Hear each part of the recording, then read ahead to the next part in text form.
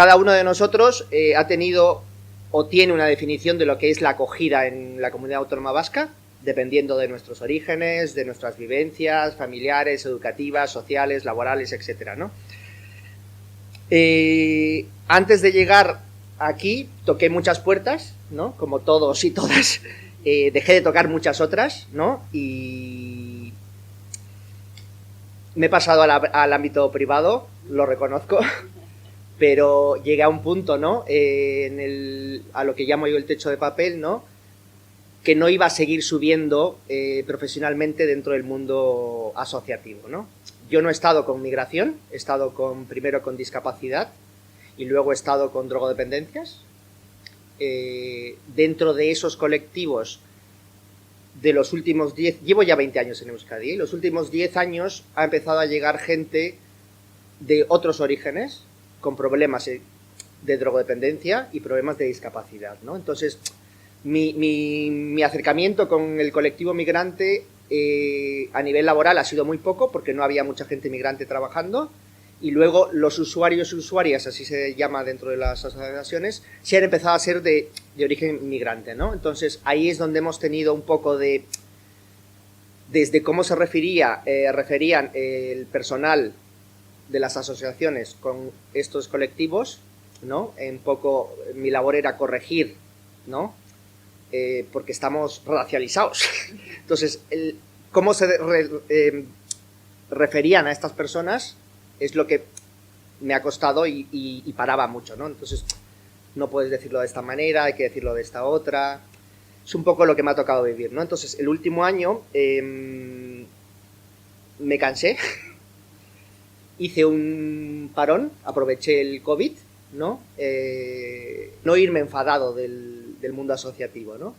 Sino un poco de construir lo que era el patriarcado, el machismo latinoamericano, mi familia en sí mismo, ¿no? Entonces, de ahí a que mis apellidos son ahora Palacios Solís, que son los apellidos de mis abuelas, porque me parece que son las que han llevado a cabo que muchos de nosotros hayamos podido emigrar y estemos aquí, ¿no? Porque son el lazo que tenemos telefónicamente o por videollamada con ellas, ¿no? Entonces, ese cambio que he tenido yo también lo he visto en las asociaciones, ¿no? Pero necesitamos gente que esté dentro para que la gente que es local de aquí tenga conciencia de lo que es ser inmigrante y cómo ha de referirse a nosotros, ¿no? Porque muchas veces se referían a personas de Sudamérica o de África y decía, has ido a la universidad, por favor, o sea, así no te puedes referir a una persona, ¿no? O sea, por mucha broma que sea, estamos siendo profesionales. Otra cosa es en tu grupo de amigos que puedes decir lo que quieras, ¿no? Y luego tuve la oportunidad de participar, bueno, también, depende, hay contextos y contextos, ¿no? O sea, no me saquéis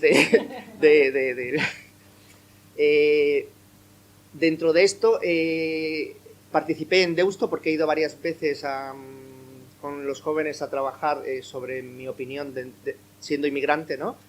Y trabajamos este año lo que son las nuevas masculinidades, ¿no? Entonces yo me refería a ellos y les dije que me parecía que seguir llamándoles, y retomo lo que has dicho tú, nuevas masculinidades a algo que yo vengo trabajando desde el 2000, me parecía que no le estamos de la opción a la masculinidad en sí mismo a llegar a la pubertad, ¿no? O sea, no va a crecer esa nueva masculinidad si llevamos 30 años llamándole nuevas masculinidades. Ya son masculinidades. O sea, el mundo ha cambiado y es lo que tenemos que llamarlas, masculinidades.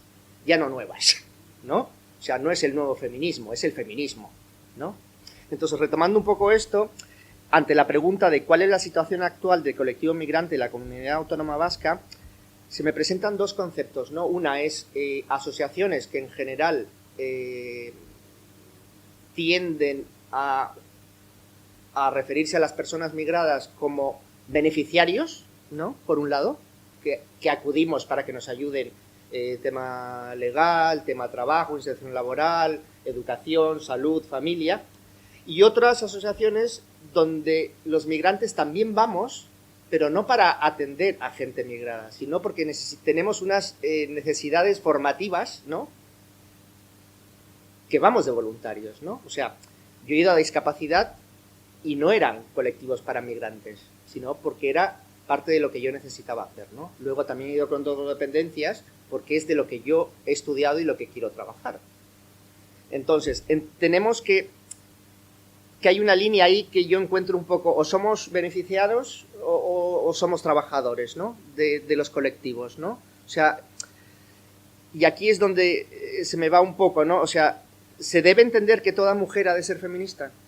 ¿Se debe entender que toda persona del tercer mundo ha de abogar por los derechos humanos? O sea, no sé si es exactamente solo eso, ¿no? O sea, también se puede agrandar un poco más, ¿no? O sea, podemos trabajar en otras situaciones, ¿no? Entonces, aquí es un poco donde, dentro del plano de las asociaciones, no podía seguir creciendo yo porque mis papeles, o sea, mi documentación y mis estudios son de afuera, ¿no? Entonces, muchas veces me dijeron, el papel aguanta mucho. Yo digo, sí, el papel aguanta mucho, pero tengo unas capacidades que tú estás eligiendo a alguien local que tiene 22 años y te estás dando cuenta que tienes gente de 30 y tantos años con unas capacidades, pero que no te las puedo demostrar, porque el papel aquí no vale, porque mi homologación tardó 9 años en ser válida, ¿no? Entonces es como, es ese proceso de verse un poco inmerso, ¿no? Entonces estuve leyendo Baqueas, hay una revista, y ellos hablaban un poco, ¿no? Que hay investigadores que dicen que hay que perciben a las asociaciones para colectivos migrantes como que hace que el colectivo se segregue en sí mismo, y otras que favorecen una participación ciudadana, ¿no? Entonces ahí es donde estoy un poco en medias, ¿no? Entonces, he estado hablando con personas que trabajan en las asociaciones para colectivos de migrantes que básicamente les han contratado porque tienen idiomas, más que porque tengan un título, ¿no? Entonces luego ven gente que va llegando y va subiendo, ¿no? Y es gente local, ¿no? Entonces, falta todavía esa oportunidad laboral para la gente que viene de afuera, porque la documentación o el papel del título universitario no es el válido aquí, ¿no? Me he pasado a la empresa privada, lamentablemente, sí, y es lo que hay, y dentro de ellos hay más gente migrante, ¿no? Que no trabaja para colectivos migrantes, pero también les ha pasado lo mismo. Están con ese problema de que la documentación les ha costado llegar al trabajo donde están, ¿no? Entonces estamos con gente de 22, 24 años que salen de la universidad y gente de mi edad, que tengo 48, que estamos todavía al mismo nivel, ¿no? Entonces, esa es la parte que todavía nos cuesta un poco de sociedad, ¿no? De poder, como migrantes, trabajar dentro de una esfera de igualitaria, ¿no? Porque en el fondo creo que las asociaciones se refieren a la participación ciudadana de la gente migrante, pero los gobiernos, la política, solo nos ve como mano de obra de trabajo, ¿no? Momentánea, en un sitio puntual, ¿no? Entonces, es un poco ese paradigma que en lo largo de estos 20 años sí he visto un cambio, lo he visto más en el feminismo, ¿no? Que de ahí venimos nosotros arrastrados a lo que es la migración, pero también estuve viendo lo del techo de barro, ¿no? En Argentina, que se refería al techo de cristal de las mujeres aquí en Europa. El techo de barro hablaba en Argentina de lo que son las mujeres latinoamericanas, ¿no? Que las feministas aquí no ven a las latinoamericanas todavía como sujetos de derechos como mujeres dentro de Europa. Y dentro de eso venía el techo de papel, ¿no? Que es dónde está nuestra documentación de estudios si aunque la traigamos y la homologuemos no se nos va a considerar para trabajar, ¿no? O sea, no tengo nada en contra de trabajar de camarero o de cualquier trabajo, o sea, al final lo hacemos igual, ¿no? Pero tienes unos estudios, entonces, ¿por qué hay no? Todavía no hay esa aceptación por parte de tanto de la política como de las propias asociaciones, ¿no? Entonces era un poco esa mi lectura, ¿no? Y del avance que estamos consiguiendo, y sí agradezco momentos como estos, porque para mí en ese momento no es que me considere inmigrante siempre, sino que para mí mi casa fue donde yo estuviera, ¿no? O sea, he vivido en Chile, que conozco ahí a Cristian, 20 años también viví ahí, entonces nunca me consideré extranjero en Chile. Entonces cuando vine aquí tampoco, hasta que topé con la parte laboral, que ahí es donde te das cuenta que eres de afuera, ¿no? Y luego, a la hora de trabajar, como no he estado con colectivos inmigrantes, sí he estado con usuarios de afuera, y ahí es donde me topaba con gente de tu misma categoría laboral que no se refería de una manera adecuada a la gente que veníamos de afuera, ¿no? Entonces es esa mi dualidad y esa es la pequeña aportación que puedo hacer al modelo que veo de intervención aquí, ¿no? Que falta mucho por avanzar, pero tenemos que meternos todavía en las partes directivas para poder hacer ese cambio, ¿no? Y corregir un poco, abrir camino a los que vienen, porque también veo desde lo que he visto que nos referimos a la integración como la panacea, lo que va a solucionar todo el colectivo inmigrante que llega a Europa, y la verdad que la integración la usamos de parche en todo.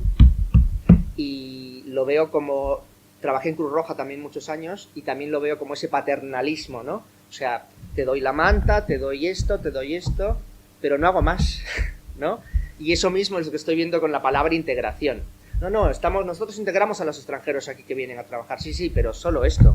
O sea, no me das más opciones de trabajo, ¿no? O sea, yo ya te digo lo que vas a decir, ¿no? Entonces, la palabra integración todavía me suena ahí un poco que hay que trabajarla o cambiar por una nueva, pero ahí lo dejo.